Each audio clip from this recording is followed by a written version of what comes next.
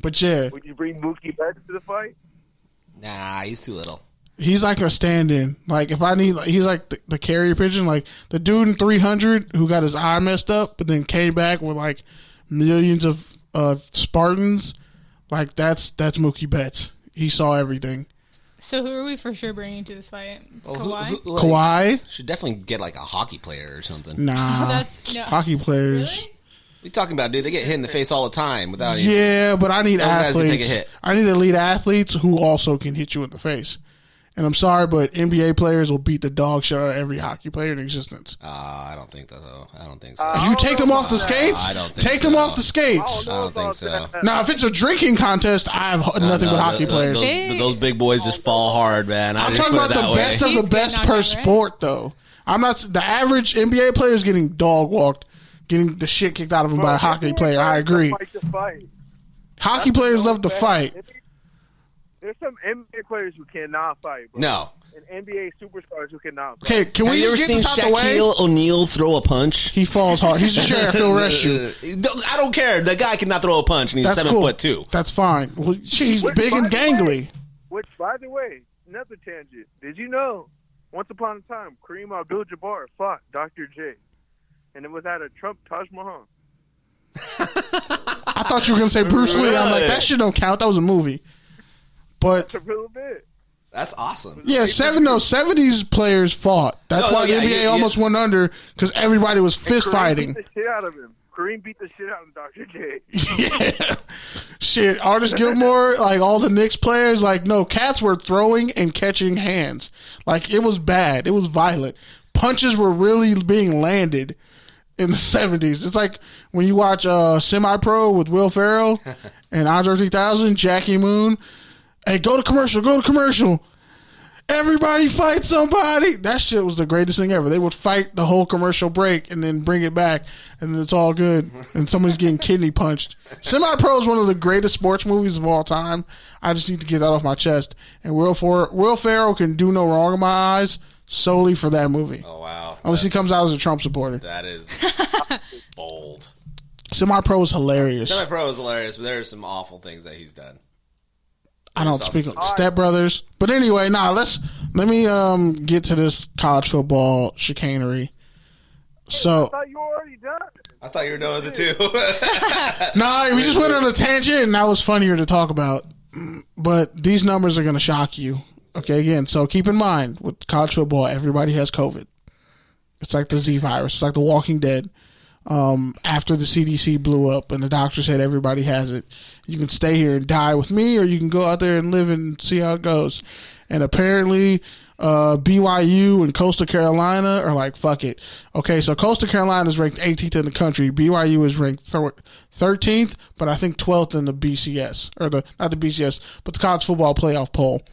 So, BYU again, and I have an open bias against BYU because I don't think grown men who are like 24, 25, 26 with kids and a fucking mortgage are out there playing against 18-year-old kids, 20-year-old kids, and we're going to call that fair. Those are grown men beating up on college kids.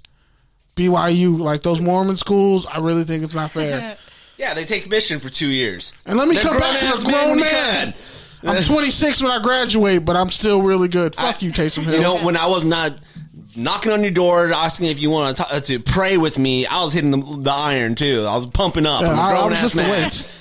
That's why Damian Mamba didn't go to BYU. That was a big part of it because USC, he wanted to play and get to the league, and of course that didn't happen. Damian Mamba should have just stayed for his senior year at USC, but whatever. Whole nother story. Shout out to elite high school. The USC offensive lineman. Yeah, and anybody who came out of St. John Bosco in like a 4-year stretch, you should have just stayed for your senior year. But whatever. So both those teams are 9-0. Coastal Carolina, the Chanticleers. I guess that's their name. I don't know what the fuck a Chanticleer is. Not like a chandelier. No, it's definitely Chanticleers. You can check the spelling. I don't know what the hell they are. It makes no sense. But anyway, BYU, the Cougars, great name, by the way. So BYU and Coastal Carolina are going to play this Saturday. They just said, fuck it. One of us is going to win. We don't even really know each other, but whoever wins is probably going to be guaranteed a spot in the college football playoff, one of the big games. So we might as well just do it because Ohio State and the Big Ten have a serious problem on their hands. But I'll get that in a minute. So they're both 9-0. They're going to play. BYU wins. BYU has no. Their strength of schedule is worse than the Steelers. Like, BYU's strength of schedule was trash. Yeah, they're Mountain West, right? They blew out Boise State, and Boise State was undefeated. But the problem is a bunch of Mountain West games have gotten canceled. So, like, you have USC, who was ranked 20th at, like, 3-0, and BYU, who was ranked 12th, and guess what? They're 9-0. That's some wild shit, bro. BYU's not – they've played 9 games. USC ain't going to get to 6, and they're ranked 20th. All these rankings are trash. And Coastal Carolina is ranked 18th, like I said. So they're going to play – this weekend. That's pretty much the game of the week, practically. Alabama's like a 30-point favorite against LSU. That's how bad that ass whooping is going to be. Their best receiver, Terrence Martin Jr. for LSU, opted out the rest of the season to prepare for the draft. He's going to be a first-round pick. The Rose Bowl game won't have any fans this year. Only the family of fans will be allowed at the game for the semifinal for the Rose Bowl, which will be interesting because I wonder how they're going to handle that with the NFLPA game. Hopefully they still have it. They canceled, I think, the Shrine game and like a Tropicana Bowl or some shit like that. They canceled one of those games already. So who knows when it comes to the All-Star games and how they're going to play all that out. But just know, no fans for the Rose Bowl game.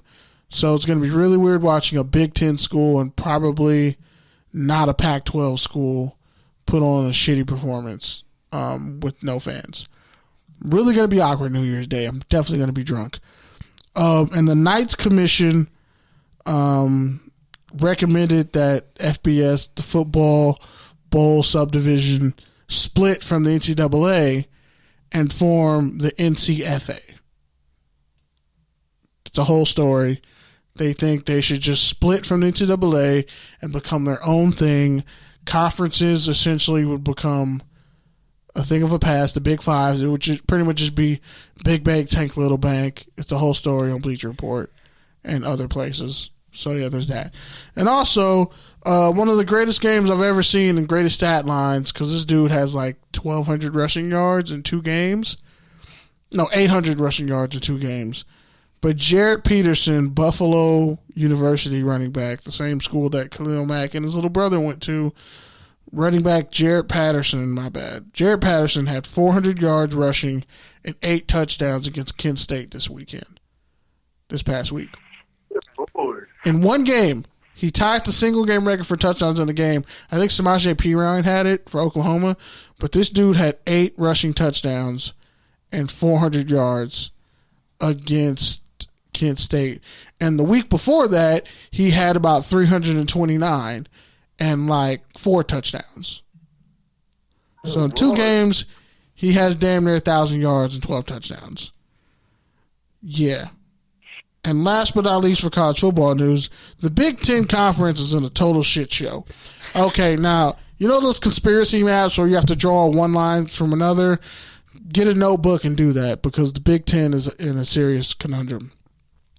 So their rules are set up that if you play 6 games, 6 games is the minimum. You have to play 6 games at least to qualify for the Big Ten championship. Ohio State has only played 4 games, but they're ranked like 4th in the country. Now, you know they have a great squad with, Justin Fields and all that. But here's the issue. Because they had games canceled against Maryland and some other people, their only 2 games left are Michigan State and Michigan. And they had to cancel their game against Illinois, which really hurt them because if they don't get to 6 games and they don't change the rules, Ohio State, which is the 4th ranked team in the country, will not be allowed to play in the Big Ten championship game, which means by default Northwestern, who's 5-1, and I think got blew out by Indiana, or they might have blown out Indiana. But Indiana is Ohio State's only legitimate win, and their starting quarterback tore his ACL. So, and Indiana, I think, is ranked 12th, and Northwestern is ranked Indiana's ranked 14th, I think. But Northwestern is ranked 9th, and they're 5-1. Now, Northwestern, since they've played more games, have the best record, they would essentially be the de facto Big Ten champion.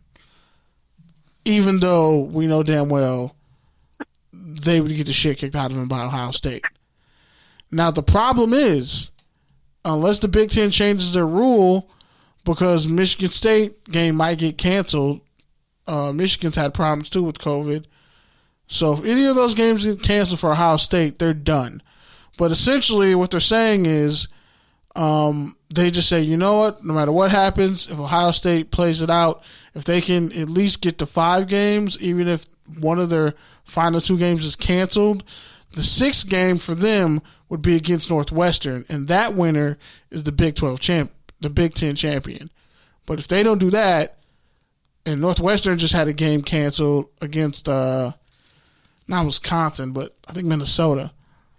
But Northwestern just had a game canceled, but they're 5-1 and still highly ranked. So they have to decide, do we keep out a high-ranked Northwestern team with more wins or a 4-win Ohio State team that's ranked 4th in the nation?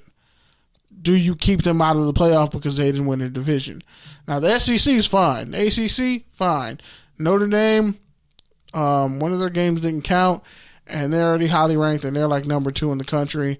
And Clemson, I think, is 3rd. Oh, they're 4th? What's Ohio State's rank? Ohio State is 3rd in the country. That's even worse. So Ohio State's ranked 3rd in the country, and they've only played 4 games. Big Ten has some decisions to make.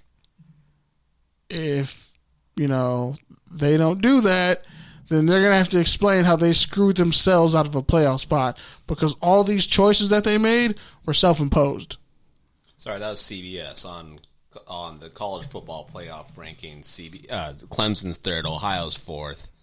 The AP 25 is the other way around. Ohio State is 3rd, and Clemson is 4th. And then coaches poll, Clemson's 3rd, and Ohio State is 4th. So pretty much, yeah, the Big Ten has to decide. Ohio State's probably not going to get the 6 games, but we have to have them as our representative, or else you'd be really fucking stupid to put Northwestern in a major bowl game when they're going to get clapped by whoever they play in the ACC or the SEC. And Nick Saban got COVID again. Second time? Really? Yep. Wow. Good job. Congrats. Right? That's crazy. Say that one more time. I think last time was a false positive, and this time he actually got it. It's full on. All right. Dude, there are so many false positive and negatives, and I think that's crazy. Well, it's these rapid tests. They're just... Is it the it's a rapid test, so you get your results back in 30 minutes, so they have a higher percentage of coming out as false negatives. Okay. Doesn't mean it's not going fucking crazy right now. It's crazy. Imagine if pregnancy tests weren't... Oh, my God. Were this level of accurate. Holy fuck. That sounds worse than getting COVID. False negative.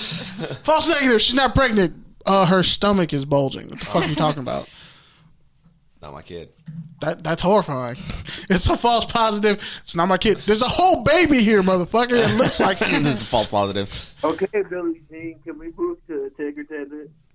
All right, Take or Tangent.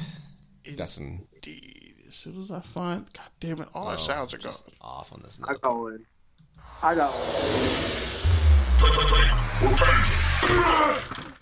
The CTE didn't kick in? Cool.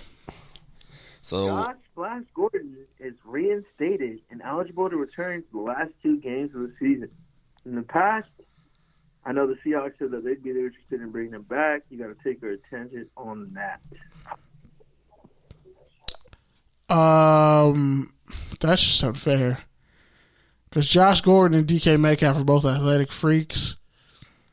And he keeps getting reinstated, but it's like, how does he keep